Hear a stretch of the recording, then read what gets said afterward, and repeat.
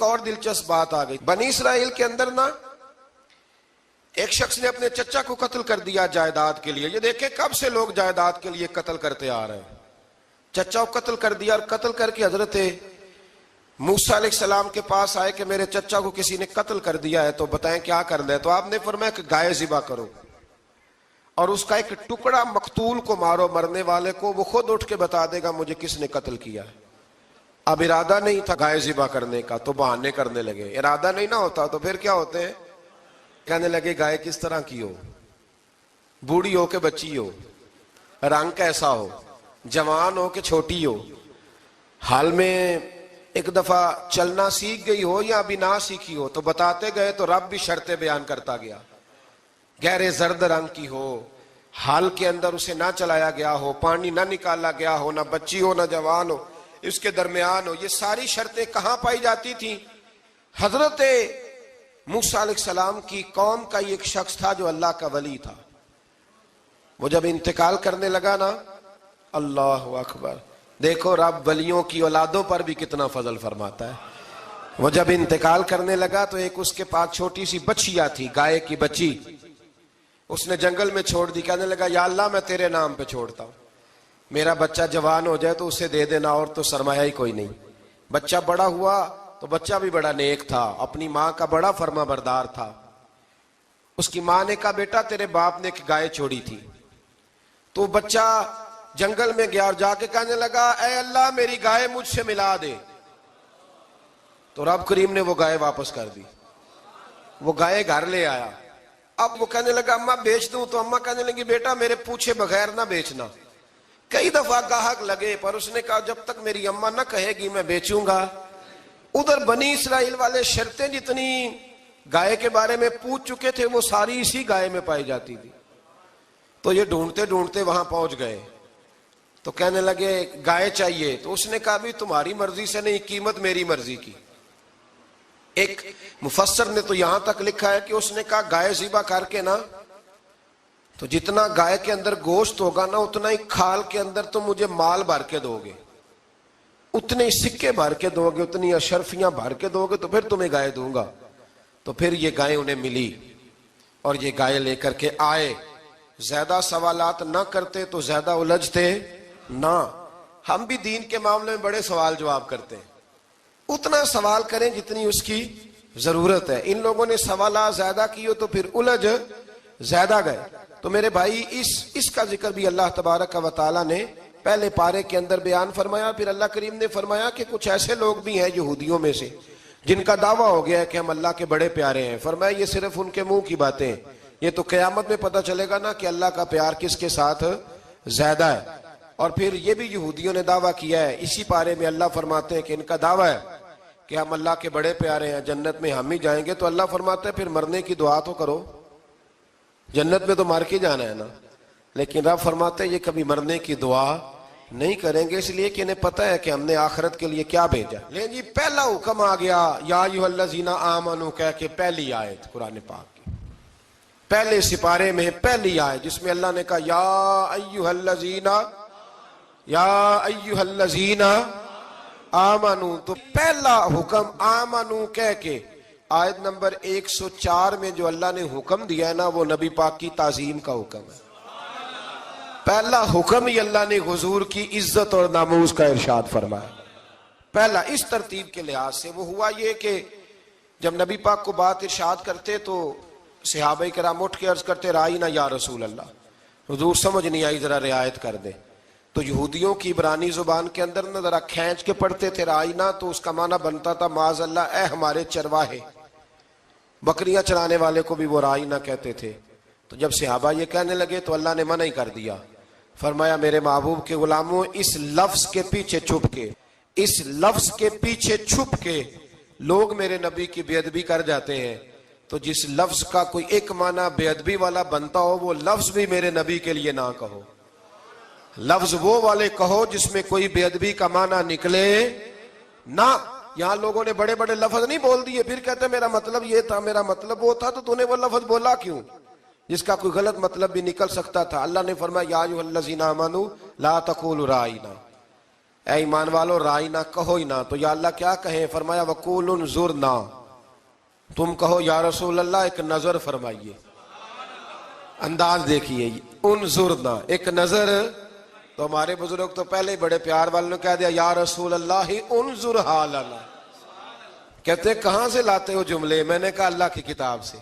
یا رسول اللہ انظر حالنا یا حبیب اللہ اسما قالا، تو تم کہو انظرنا، محبوب نظر کرم کرے، واسمعوا، اور کیا ضرورت ہے دوبارہ پوچھنے کی؟ اللہ کہتا ہے پہلے ہی دھیان سے سنا کرو، پہلے ہی واسمعوا، پہلے ہی احتیاط سے سنو، وللکافرین عذاب علیم، اور کافروں کے لیے دردناک عذاب ہے۔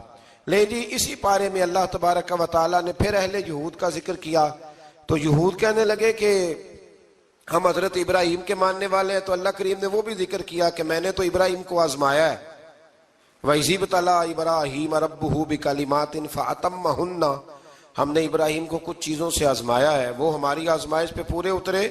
قَالَ إِنِّي جَاعِلُكَ لِلنَّاسِ إِمَامًا، تو پھر ہم نے انہیں کہا کہ ہم آپ کو پوری دنیا کا امام بنائیں گے۔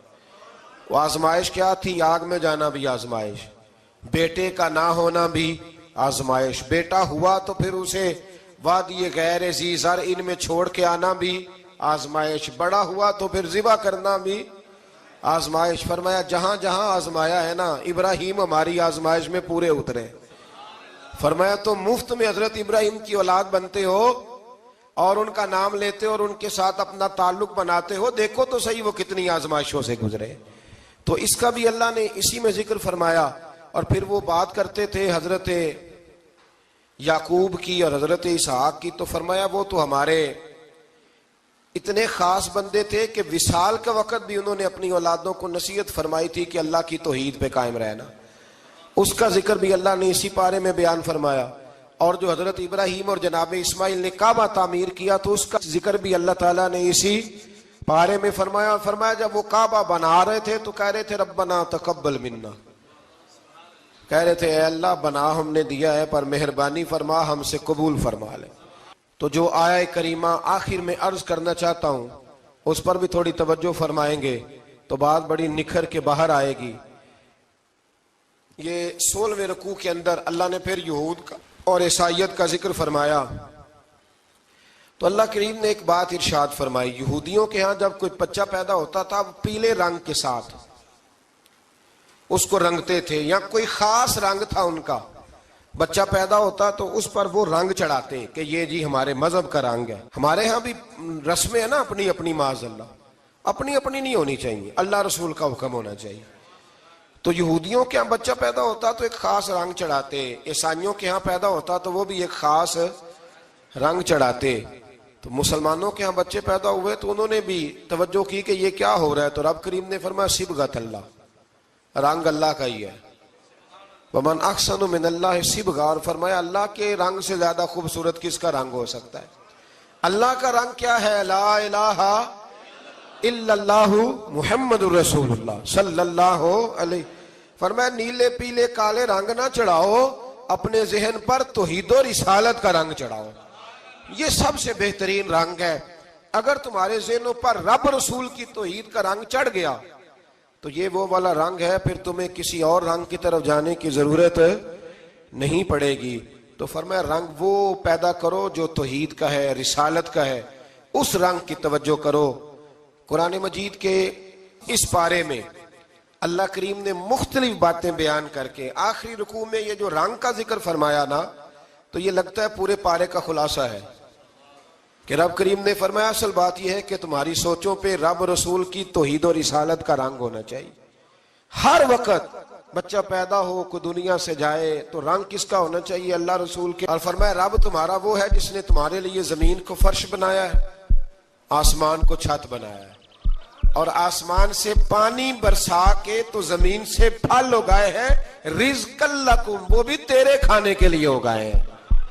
وہ جو آسمان سے بارش برسا کے زمین سے سبز اور پھل اگائے ہیں تو وہ بھی تیرے لیے۔ جب سارا کچھ تیرے لیے بنایا تو بھی تو عبادت کرنا اپنے رب کی، پھر کسی کو اس کا شریک نہ ٹھہرا۔ ایک چیلنج بھی کیا قرآن مجید نے اس رکوع کے اندر،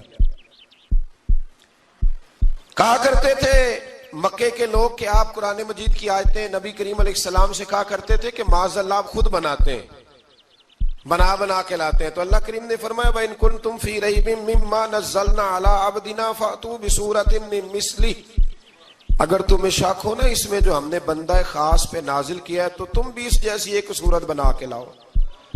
پڑھے لکھے تو تم بھی ہو نا، مکے میں تم بھی رہتے ہو، تو ایک صورت بنا کے لاؤ. قرآن مجید ہم سے چھینا گیا ہے سازش کے تحت، اس لیے کہ جس قوم کو قرآن آ جاتا ہے نا پھر کوئی کافر اس کا مقابلہ نہیں کر سکتا. دیکھیں نا اگر کافروں کے پاس جواب ہوتا قرآن پاک کا تو بدر اور احد میں نا کوئی آیت بنا کے لاتے، قرآن کے مقابلے کی تلواریں لے کے نہ آتے. ان کے پاس جواب ہی نہیں تھا، اور قیامت تک کسی کافر کے پاس قرآن مجید کا کوئی جواب، قرآن کا کوئی جواب، قسم اللہ کی جواب کوئی نہیں، قرآن کا اس کا کوئی جواب نہیں. کیا بات ہے قرآن پاک کی. وہ ایک دفعہ مسلمہ کذاب بے ایمان کہنے لگا میں نے بنا لیا قرآن پاک کا جواب. معاذ اللہ، جواب کیا بنایا؟ وہ صورت ہے نا القاریۃ ملقاریہ وما ادراک ملقاریہ، کھڑکھڑانے والی. کیا ہے کھڑکھڑانے والی؟ تمہیں کیا پتا کیا ہے کھڑکھڑی؟ قیامت کا ذکر ہے.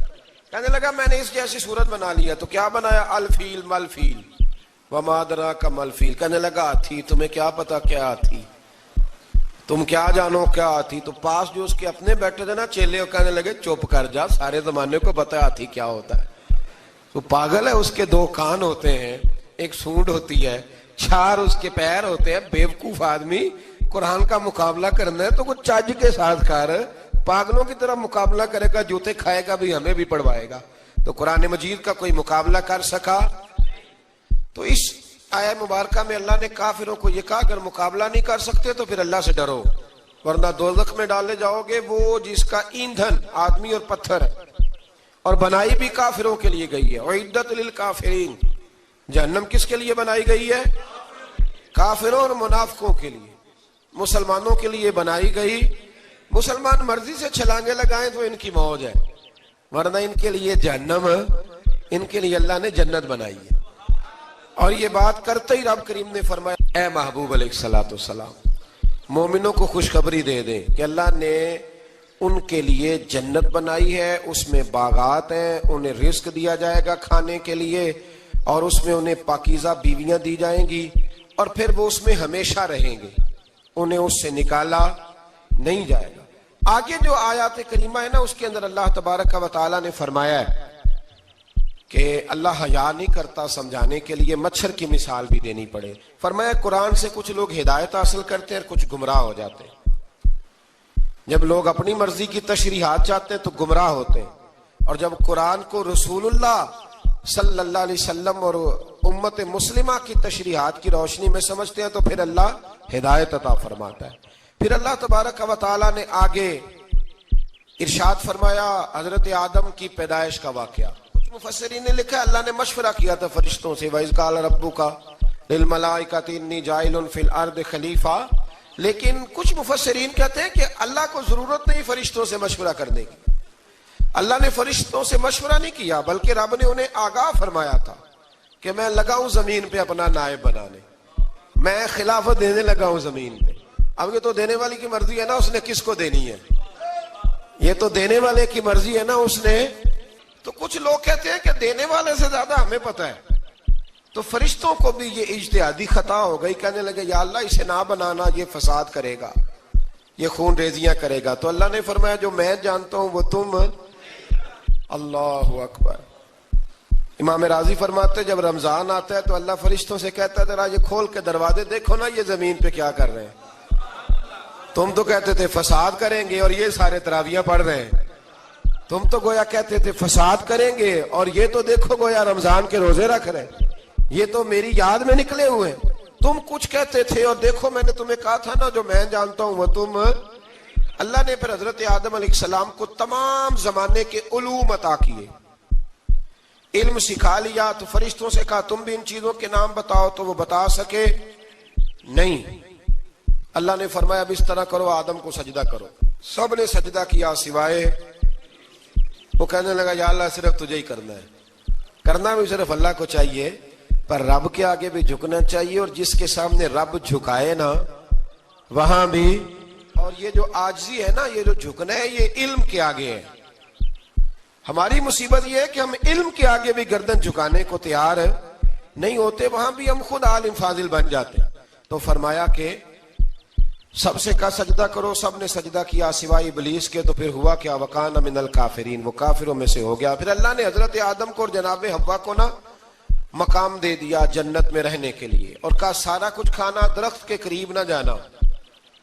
ابھی آپ کسی سے کہہ دیں تھوڑا سا کہ پیچھے نہ دیکھنا، یعنی اگر میری سمجھ لیں ادب کی وجہ سے کوئی 1.5-2 منٹ یا 6 منٹ نہیں بھی نہ دیکھے گا تو سوچے گا ضرور کہ پتہ نہیں اب پیچھے کیا ہے، مصیبت کیا ہے. یعنی آپ کہہ کے دیکھ لیں کسی کو، پیچھے نہ دیکھنا. فطرت ہے نا انسان کی، وہ جستجو کرتا ہے، کہا اس درخت کے پاس نہ جانا. تو حضرت حوا سلام اللہ علیہ کہتے ہیں دل میں خیال رہتا تھا کہ آخر ہے کیا درخت کے پاس.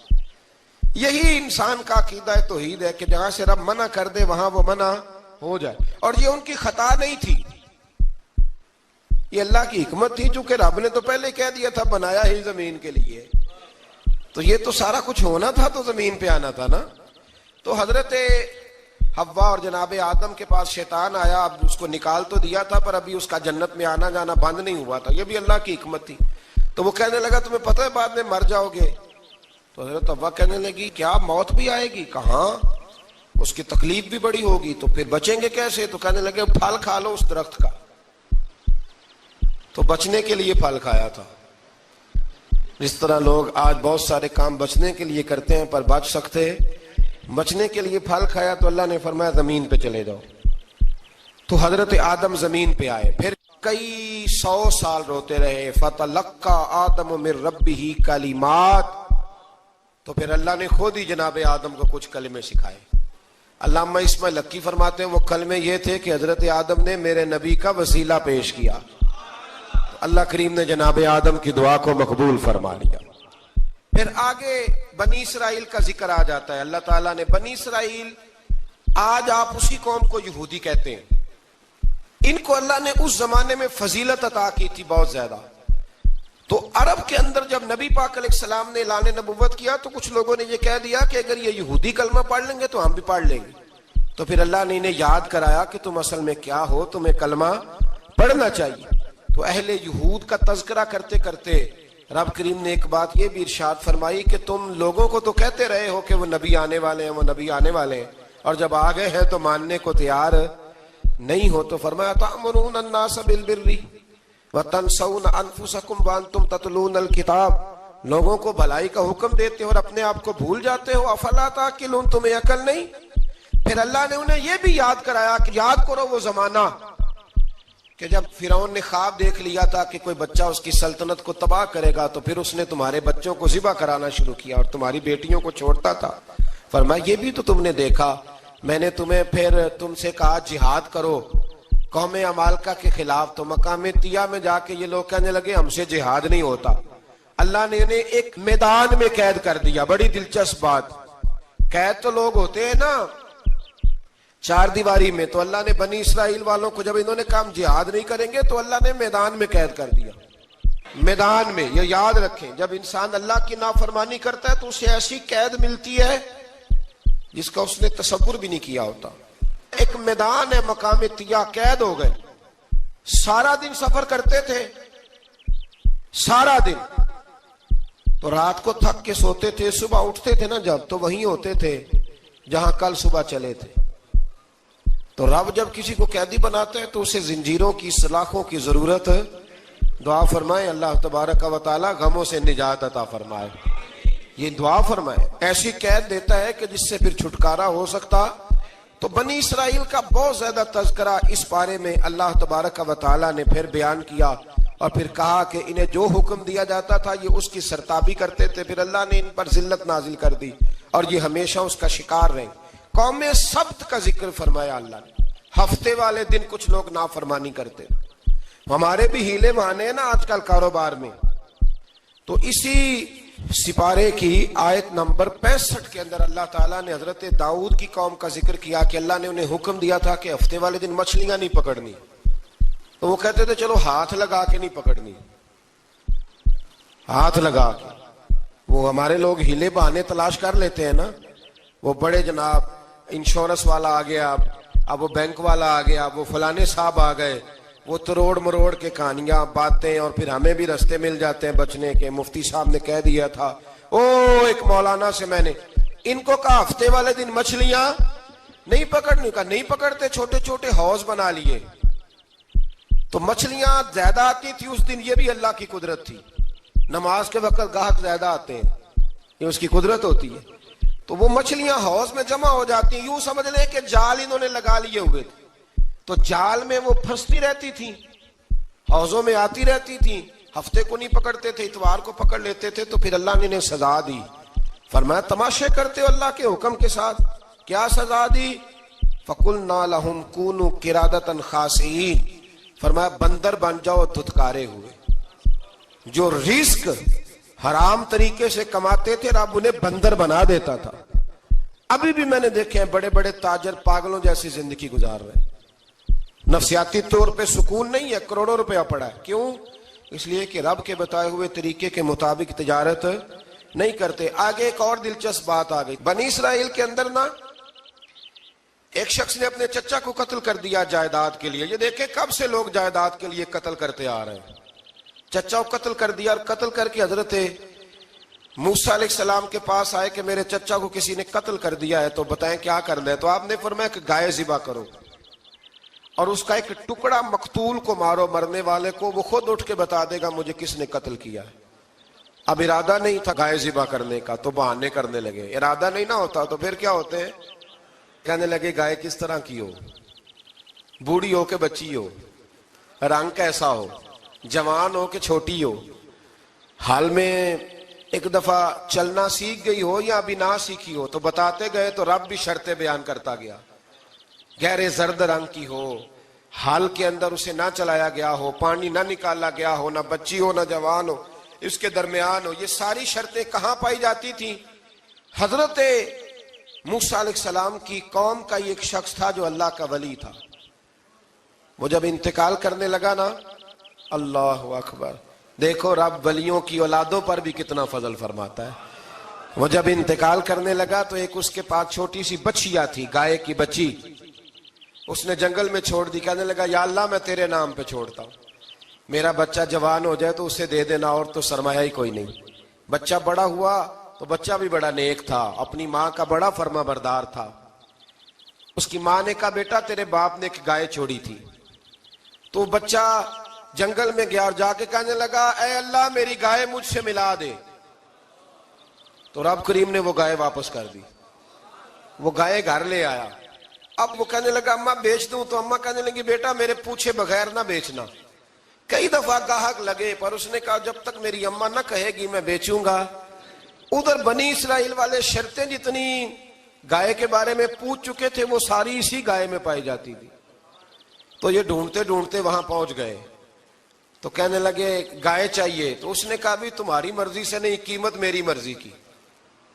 ایک مفسر نے تو یہاں تک لکھا ہے کہ اس نے کہا گائے ذبح کر کے نا, تو جتنا گائے کے اندر گوشت ہوگا نا اتنا ہی کھال کے اندر تو مجھے مال بھر کے دو گے, اتنے سکے بھر کے دو گے, اتنی اشرفیاں بھر کے دو گے, تو پھر تمہیں گائے دوں گا.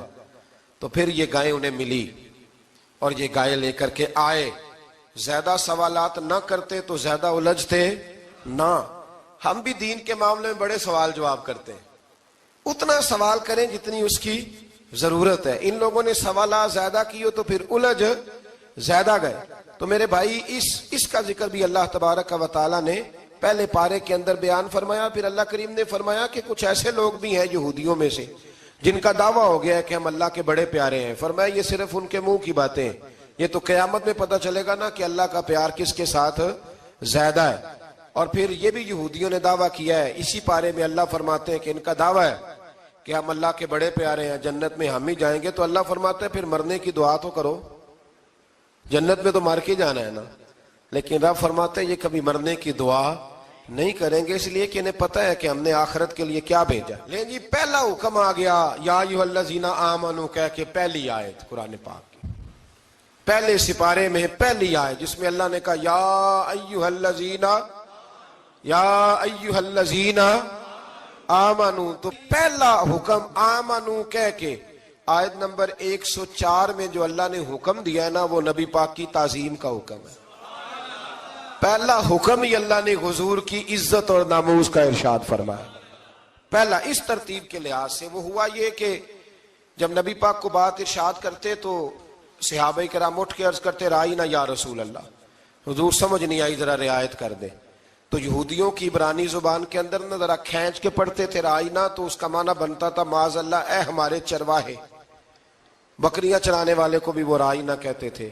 تو جب صحابہ یہ کہنے لگے تو اللہ نے منع ہی کر دیا، فرمایا میرے محبوب کے غلاموں، اس لفظ کے پیچھے چھپ کے، اس لفظ کے پیچھے چھپ کے لوگ میرے نبی کی بے ادبی کر جاتے ہیں، تو جس لفظ کا کوئی ایک معنی بے ادبی والا بنتا ہو وہ لفظ بھی میرے نبی کے لیے نہ کہو، لفظ وہ والے کہو جس میں کوئی بے ادبی کا معنی نکلے نہ۔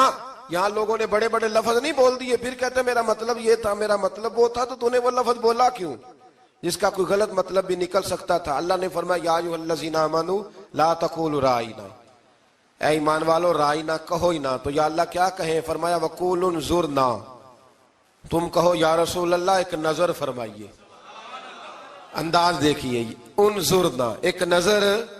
تو ہمارے بزرگ تو پہلے ہی بڑے پیار والوں نے کہہ دیا یا رسول اللہ انظر حالنا، کہتے کہاں سے لاتے ہو جملے؟ میں نے کہا اللہ کی کتاب سے، یا رسول اللہ انظر حالنا یا حبیب اللہ اسمع قالا، تو تم کہو انظرنا، محبوب نظر کرم کرے، واسمعوا، اور کیا ضرورت ہے دوبارہ پوچھنے کی؟ اللہ کہتا ہے پہلے ہی دھیان سے سنا کرو، پہلے ہی واسمعوا، پہلے ہی احتیاط سے سنو، وللکافرین عذاب علیم، اور کافروں کے لیے دردناک عذاب ہے۔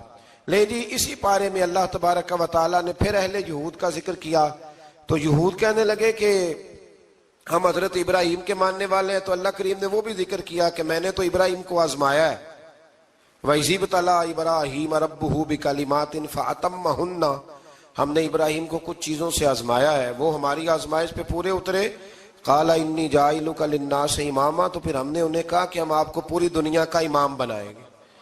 وہ آزمائش کیا تھی؟ آگ میں جانا بھی آزمائش، بیٹے کا نہ ہونا بھی آزمائش، بیٹا ہوا تو پھر اسے وادی غیر ذی زرع میں چھوڑ کے آنا بھی آزمائش، بڑا ہوا تو پھر ذبح کرنا بھی آزمائش۔ فرمایا جہاں جہاں آزمایا ہے نا، ابراہیم ہماری آزمائش میں پورے اترے۔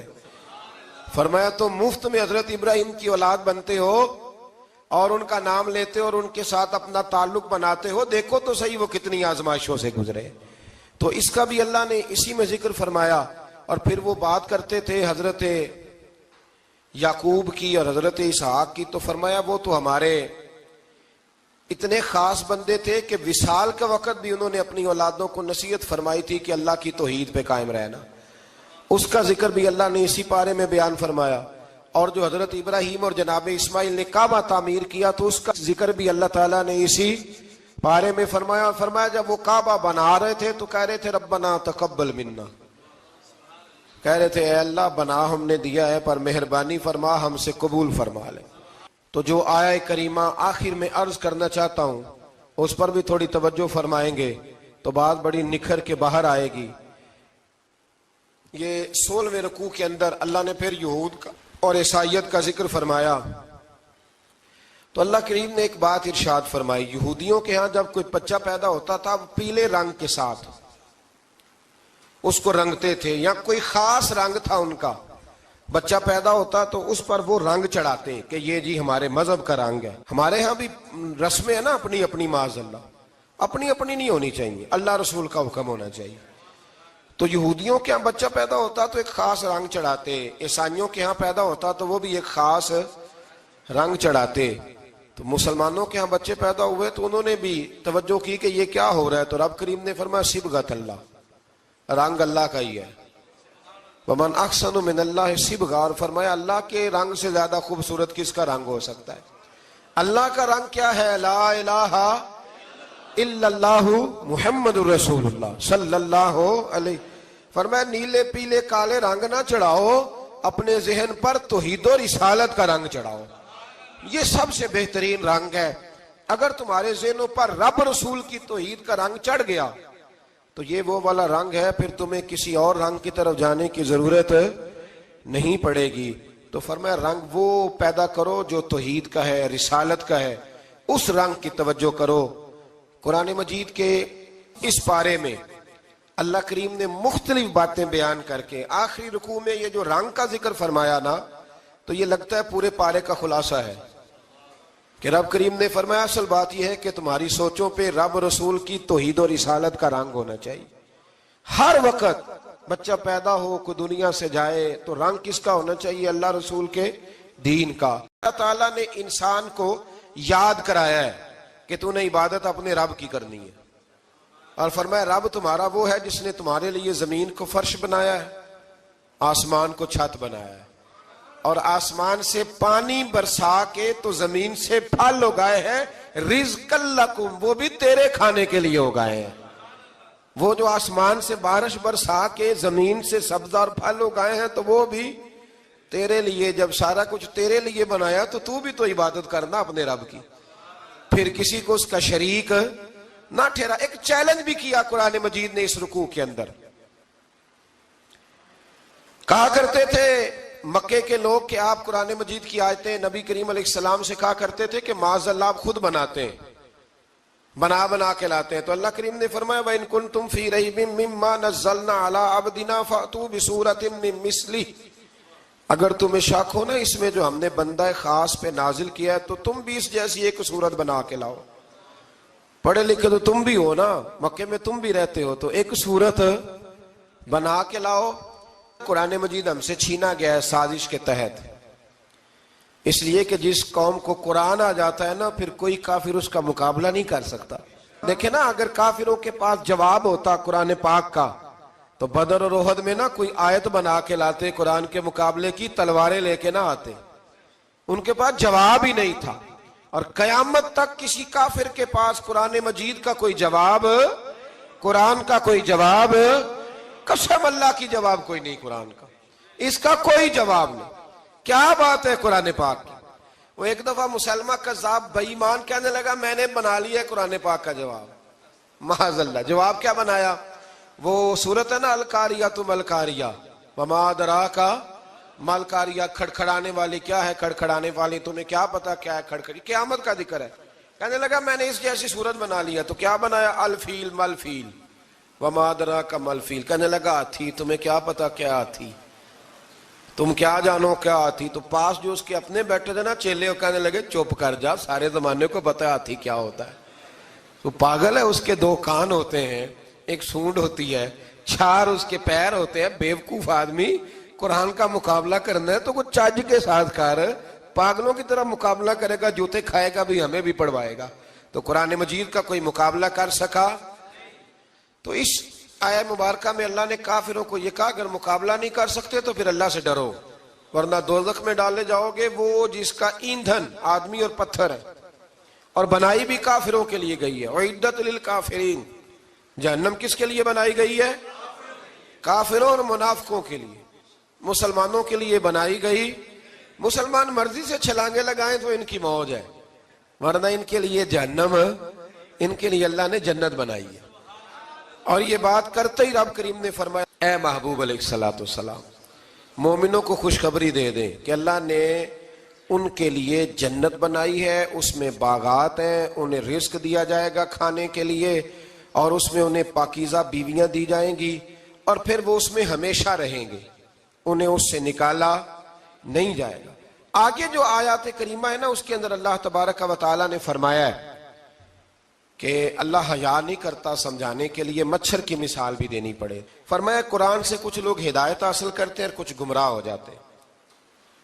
جب لوگ اپنی مرضی کی تشریحات چاہتے ہیں تو گمراہ ہوتے ہیں، اور جب قرآن کو رسول اللہ صلی اللہ علیہ وسلم اور امت مسلمہ کی تشریحات کی روشنی میں سمجھتے ہیں تو پھر اللہ ہدایت عطا فرماتا ہے۔ پھر اللہ تبارک و تعالیٰ نے آگے ارشاد فرمایا حضرت آدم کی پیدائش کا واقعہ۔ کچھ مفسرین نے لکھا اللہ نے مشورہ کیا تھا فرشتوں سے، وَإِذْ قَالَ رَبُّكَ لِلْمَلَائِكَةِ إِنِّي جَاعِلٌ فِي الْأَرْضِ خَلِيفَةً، لیکن کچھ مفسرین کہتے ہیں کہ اللہ کو ضرورت نہیں فرشتوں سے مشورہ کرنے کی، اللہ نے فرشتوں سے مشورہ نہیں کیا بلکہ رب نے انہیں آگاہ فرمایا تھا کہ میں لگا ہوں زمین پہ اپنا نائب بنانے، میں خلافت دینے لگا ہوں زمین پہ۔ اب یہ تو دینے والی کی مرضی ہے نا اس نے کس کو دینی ہے، یہ تو دینے والے کی مرضی ہے نا اس نے۔ تو کچھ لوگ کہتے ہیں کہ دینے والے سے زیادہ ہمیں پتہ ہے، تو فرشتوں کو بھی یہ اجتہادی خطا ہو گئی، کہنے لگے یا اللہ اسے نہ بنانا، یہ فساد کرے گا، یہ خون ریزیاں کرے گا۔ تو اللہ نے فرمایا جو میں جانتا ہوں وہ تم۔ اللہ اکبر۔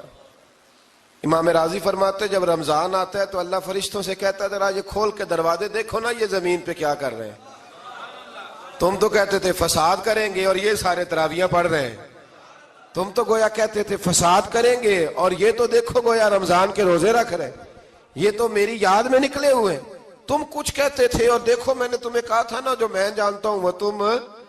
اللہ نے پھر حضرت آدم علیہ السلام کو تمام زمانے کے علوم عطا کیے، علم سکھا لیا، تو فرشتوں سے کہا تم بھی ان چیزوں کے نام بتاؤ، تو وہ بتا سکے نہیں۔ اللہ نے فرمایا اب اس طرح کرو آدم کو سجدہ کرو، سب نے سجدہ کیا سوائے، وہ کہنے لگا یا اللہ صرف تجھے ہی کرنا ہے، کرنا بھی صرف اللہ کو چاہیے، پر رب کے آگے بھی جھکنا چاہیے، اور جس کے سامنے رب جھکائے نا وہاں بھی۔ اور یہ جو عاجزی ہے نا، یہ جو جھکنا ہے، یہ علم کے آگے ہے۔ ہماری مصیبت یہ ہے کہ ہم علم کے آگے بھی گردن جھکانے کو تیار نہیں ہوتے، وہاں بھی ہم خود عالم فاضل بن جاتے۔ تو فرمایا کہ سب سے کہا سجدہ کرو، سب نے سجدہ کیا سوائے ابلیس کے، تو پھر ہوا کیا وکان من الکافرین، وہ کافروں میں سے ہو گیا۔ پھر اللہ نے حضرت آدم کو اور جناب حوا کو نا مقام دے دیا جنت میں رہنے کے لیے، اور کہا سارا کچھ کھانا، درخت کے قریب نہ جانا۔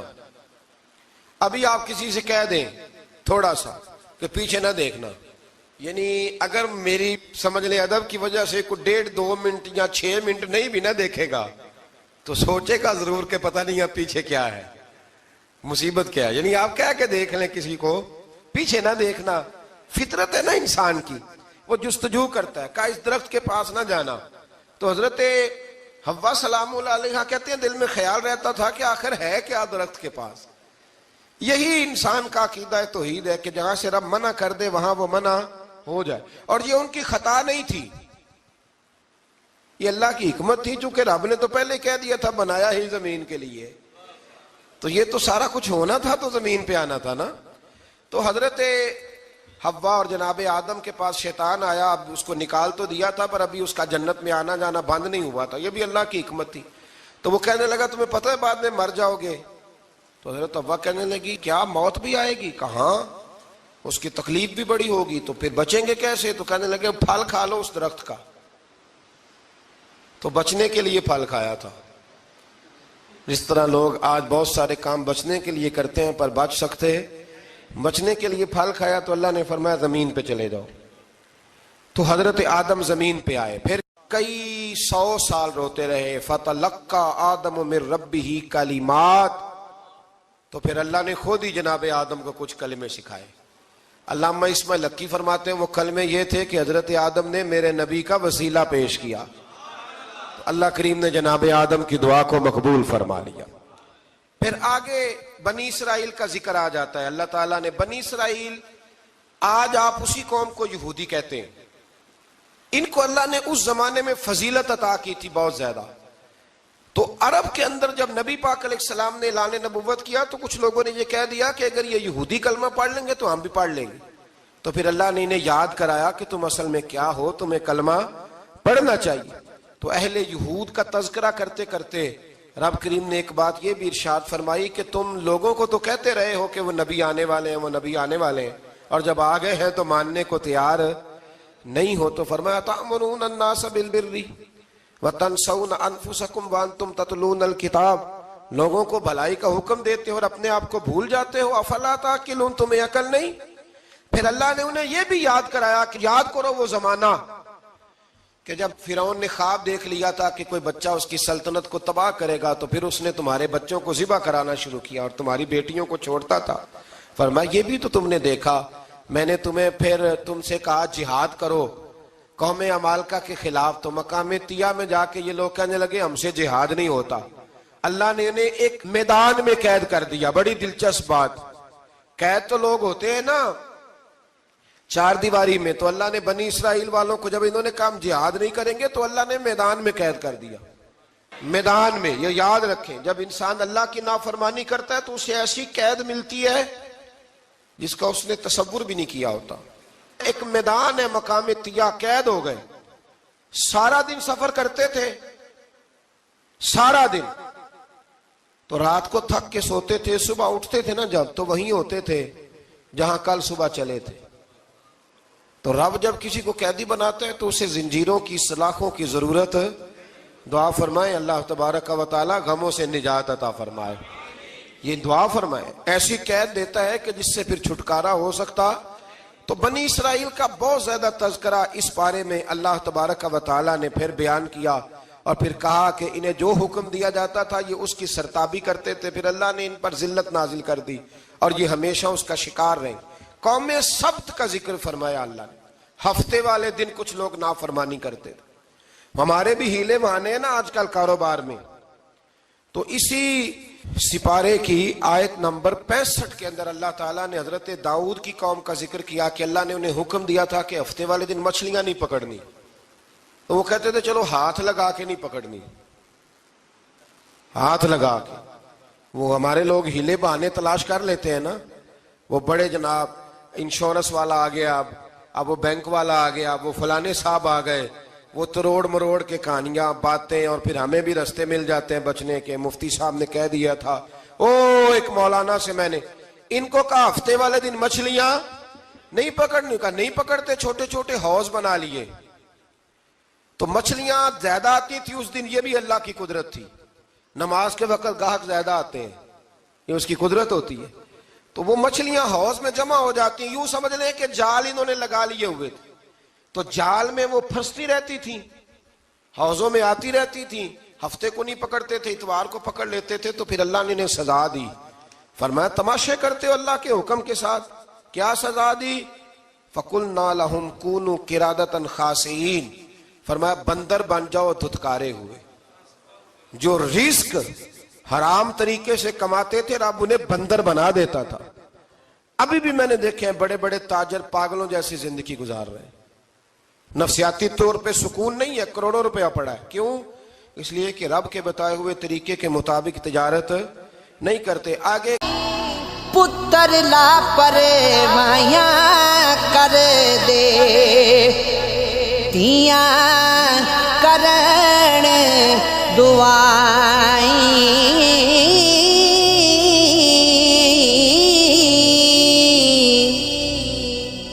تیاں لئی پردیس وے بابل تیاں لئی پردیس وے بابل پتراں لئی جاگیراں دکھ سکھ سہنا کچھ نہیں کہنا تیاں دیاں تقدیراں دکھ سکھ سہنا کچھ نہیں کہنا تیاں دیاں تقدیراں نظر جنا دی کیمیا ہو سونا کر دے وٹے عملہ نال نکھیڑے ہونے کی سید کی چڑھ